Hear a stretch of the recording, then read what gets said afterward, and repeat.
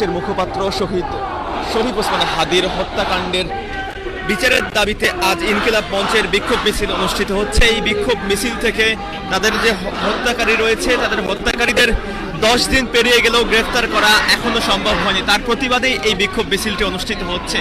এই বিক্ষোভ মিছিলের নেতৃত্ব দিচ্ছেন ইনকিলাব মঞ্চের সদস্য সচিব আব্দুল্লাহ আল জাবের, তার নেতৃত্বেই এই বিক্ষোভ মিছিলটি অনুষ্ঠিত হচ্ছে।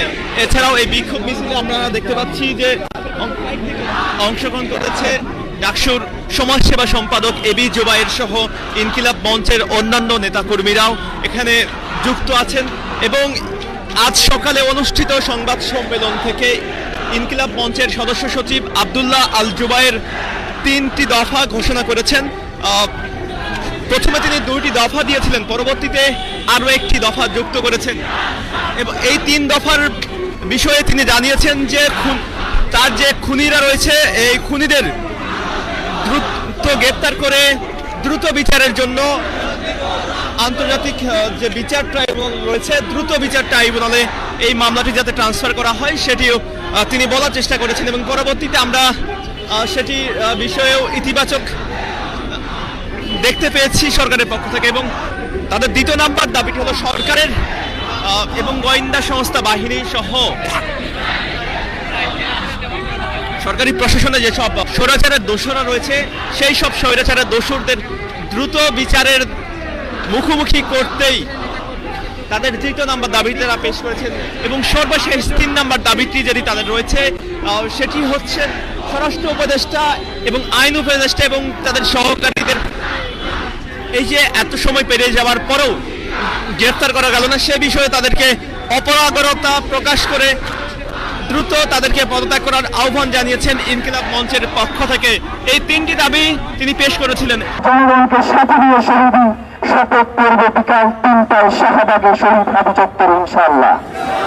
আপনাদের সকলকে আগামীকাল শহীদ হাদি চত্বরে বিকাল 3টায় সকলকে শহীদি শপথ গ্রহণ করবার জন্য এবং এই লড়াইয়ে সকলকে সামিল হওয়ার জন্য এবং এই লড়াইকে বিজয়ী করার জন্য আমরা ইনকিলাব মঞ্চ এবং বাংলাদেশের জনগণ সবাইকে আহ্বান জানাচ্ছি।